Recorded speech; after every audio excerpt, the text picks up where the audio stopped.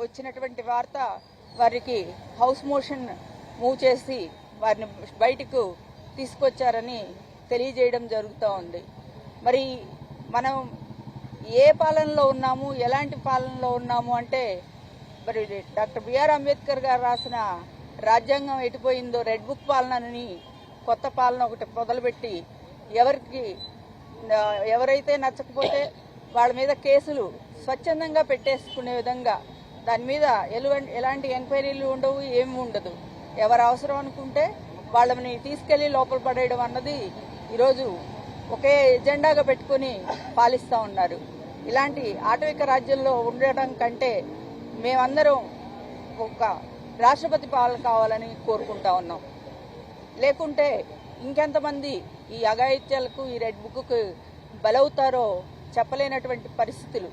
ఇప్పటికే అనేక మంది అమాయకుల్ని పోలీసులు మనకు అరెస్ట్ చేసి జైల్లో పెట్టినటువంటి సంఘటనలు మనం ఈ ప్రభుత్వం వచ్చినప్పటి నుండి చూస్తూ ఉన్నాం. ఈరోజు సంఘటన అయితే ఏకంగా ప్రాణహానికి తలపడేటువంటి విధంగా చేయడం అన్నది చాలా చాలా బాధాకరం. ఎవరైనా ఎలక్షన్ అప్పుడు ఎవరికి నచ్చినటువంటి ఓటు వాళ్ళు వేసుకుంటారు.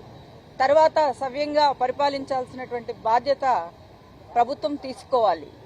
మరి ఆ రోజు జగన్మోహన్ రెడ్డి గారు పాలనలో అందరూ ధైర్యంగా ఆయన ఒకటే చెప్పేవాళ్ళు, కులం చూడం, మతం చూడం, ప్రాంతం చూడం, పార్టీ చూడం అనే విధంగా అందరికీ కూడా సమన్యాయం కల్పిస్తూ ఆ రోజు పరిపాలన చేశారు.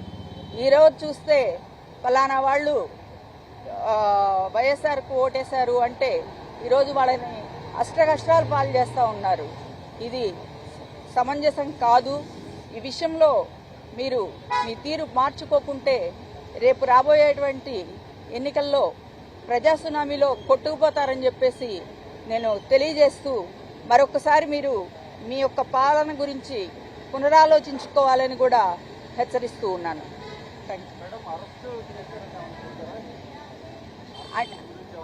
అంటే ఇప్పుడు హౌస్ మోషన్ ఇంట్లో నుండి బయటకు తీసుకొచ్చారండి. సేఫ్గా తీసుకొచ్చాము అనేది సమాచారం వచ్చింది. వారిని మన కోర్టులో ప్రజెంట్ చేస్తారని కూడా ఇప్పుడే తెలియజేశారు. అందులో మన గుంటూరు తూర్పు ఇన్ఛార్జి నూరి ఫాతిమా గారు కూడా పరామర్శకు వెళ్ళి అక్కడ ఉండడం జరిగింది. ఆమెను కూడా సేఫ్గా బయటకు తీసుకురావాలని చెప్పేసి మేము పోలీసులను రిక్వెస్ట్ చేయడం జరిగింది. దానికి వారు సానుకూలంగా స్పందించారు. సార్